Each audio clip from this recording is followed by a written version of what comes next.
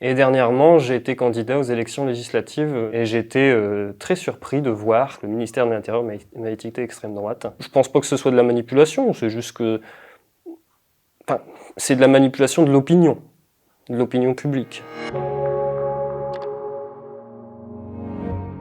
Bonjour à tous, alors je m'appelle Mervinov, j'ai 29 ans, je viens des Hauts-de-France, du Pas-de-Calais, et j'ai été l'organisateur du premier rassemblement contre le pass sanitaire le 14 juillet 2021 à Lille. J'ai organisé diverses actions, des opérations escargots, donc des manifestations. Également, j'étais l'un des organisateurs de la marche du réveil qui a eu lieu au mois de novembre, lors duquel on avait rejoint le Mont Valérien. Et dernièrement, j'ai été candidat aux élections législatives, donc dans ma circonscription, qui est la 4e circonscription du Pas-de-Calais. Et j'ai été très surpris de voir qu'on m'a étiqueté extrême droite, que le ministère de l'Intérieur m'a étiqueté extrême droite. Et donc j'ai trouvé ça totalement déplorable, parce que si on regarde bien mon programme, il est plus centré à gauche qu'à l'extrême droite. Moi, je pense que de base, il y a le problème qui vient du fait qu'aujourd'hui, dès qu'on ne rentre pas dans les cases du système, donc on n'appartient pas à un parti qui est bien défini, et qu'on est sans étiquette comme pour ma part, on est automatiquement connoté d'une manière ou d'une autre, notamment quand on a fait des actions comme j'ai fait à travers des manifestations, des marches et des revendications par rapport à ce qui se passait ces derniers mois et ces dernières années. Je pense que c'est notamment dû à ça et c'est un réel problème parce qu'aujourd'hui il y a le principe démocratique qui est normalement que chacun doit avoir son mot à dire et doit avoir sa représentation de sa parole et de ses idées, qui doit pas être classé aujourd'hui tel quel. On doit à tout prix aujourd'hui s'attarder sur les programmes des gens et non pas sur l'idéologie qu'on va se faire d'une personne par rapport à telle ou telle action qu'elle a menée ou tel phénomène de société qu'on rencontre. Et à défaut de s'attarder sur le programme des gens, on s'attarde sur une classification directe du public dans une case. Et je trouve ça totalement déplorable. Comment est-ce que vous avez découvert que vous étiez étiqueté extrême droite ? C'est en allant directement sur le site, donc c'est le site de la sous-préfecture, où il classe directement les personnes, et j'ai vu divers extrême droite, mais je me dis, mince, divers extrême droite, mais c'est quoi ? Je suis pas extrême droite, moi, je fais pour la liberté de chacun. Avant toute chose, je voulais redonner, entre guillemets, le pouvoir au peuple. Donc le pouvoir, ça peut paraître un peu utopiste, mais c'est avant toute chose redonner tout du moins un pouvoir d'expression au peuple et que le peuple puisse être écouté. Donc si c'est de l'extrême droite, que ce soit ainsi, mais moi je le vois pas du tout comme ça. On parle du ministère de l'Intérieur ? Ouais, c'est eux qui font les classifications. Alors donc j'étais candidat sans étiquette.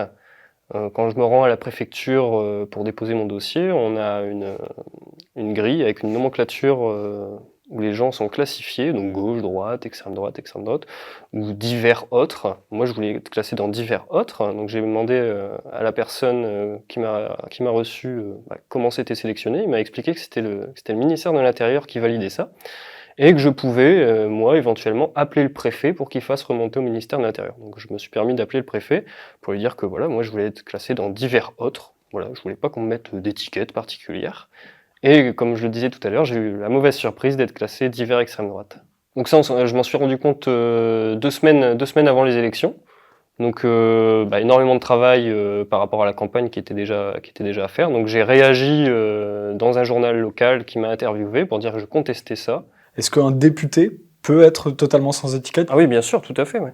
Je pense qu'aujourd'hui, on a un réel problème dans la société. On l'a vu par rapport au taux d'abstention, c'est que les gens n'ont plus confiance dans une certaine mesure aux partis politiques. Donc aujourd'hui, n'importe quel citoyen, n'importe quelle personne doit pouvoir faire valoir ses droits de base, qui est de pouvoir se présenter à n'importe quelle élection. On voit des maires aujourd'hui qui sont sans étiquette, pourquoi pas des députés également. C'est-à-dire que si on n'a pas aujourd'hui le libre choix d'exprimer ses idées et d'être hors concept rationnel de ce qu'on nous propose dans la société, le principe démocratique est totalement aliéné. Même sans étiquette, un député peut représenter tout le peuple, c'était ça votre ambition ? C'était le concept, ouais, tout à fait, ouais. Qu'on puisse écouter les gens. Et donc là, c'est presque comme vous vous sentez marginalisé par le ministère de l'Intérieur, comment ? Marginalisé, je veux pas dire ça comme ça, mais bon, on voit bien qu'il y a une volonté d'occulter les petits candidats et de les mettre, comme je le disais, dans une case, et que la population finalement se désintéresse de ces personnes-là, parce que dès qu'on classifie quelqu'un en extrême droite, les gens ne l'écoutent même plus.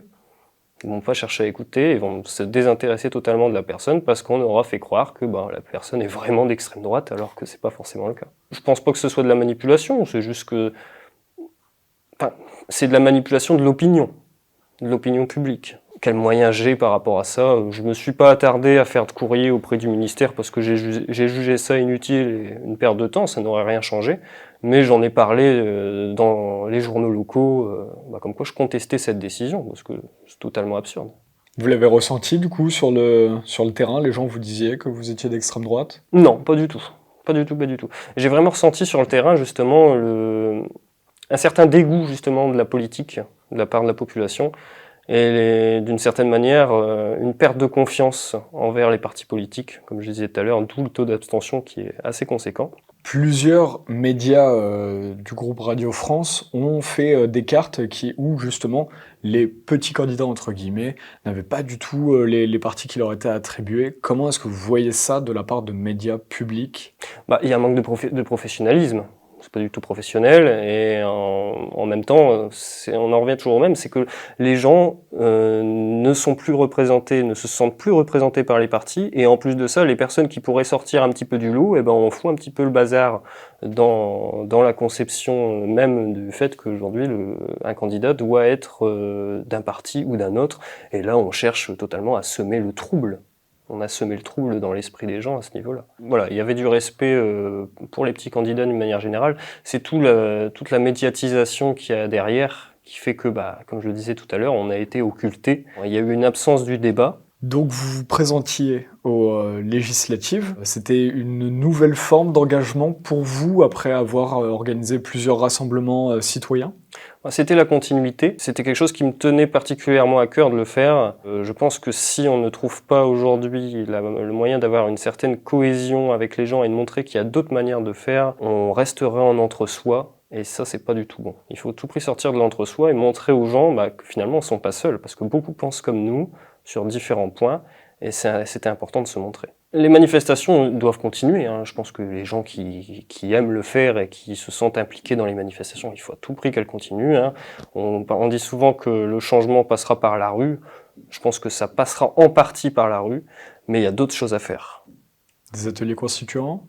Moi, j'appellerais pas ça des ateliers constituants, j'appellerais plutôt ça des comités citoyens, avec des groupes de réflexion, des personnes selon leur catégorie de professionnalisation qui se regroupent et qu'on crée des pôles de travail. Donc, je vous donne un exemple tout bête, qui est un pôle santé, un pôle environnement, un pôle juridique, et que chacun, en fonction de ses compétences et de son savoir-faire, puisse participer à des groupes de réflexion.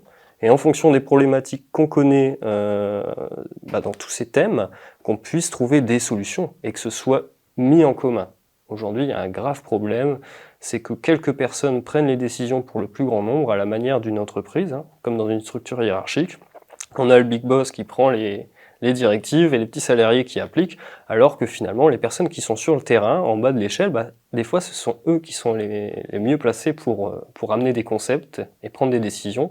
Alors moi, je l'ai pas précisé tout à l'heure, mais je suis président d'une association qui s'appelle Amitié Solidarité, donc une association qui vient en aide au personnel hospitalier, au personnel de santé qui a été suspendu, et qui a pour but justement de mettre en place ce type de réunion. Donc les gens pourront se tenir informés là-dessus sur le site amitiésolidarité.com. Sur lequel je vais publier notamment bientôt quelques vidéos des actions qu'on a menées précédemment. Et donc moi je suggère qu'aujourd'hui on devrait accentuer sur un travail de terrain en dehors des manifestations avec du tractage, de l'affichage et peut-être même d'autres choses qu'on pourrait faire comme du phoning par exemple. Aujourd'hui on sait aller démarcher des clients pour vendre des offres bancaires ou des offres téléphoniques. Et on passe sa journée à appeler, il y a des gens qui font ça à longueur de journée, c'est leur métier, mais on ne sait pas le faire aujourd'hui pour donner des informations censurées aux gens. Je pense que c'est beaucoup de choses qu'on pourrait mettre en place. Donc des idées d'action pareilles qui sont à réfléchir et à mettre en place progressivement, que vous pourrez aussi retrouver sur le site internet.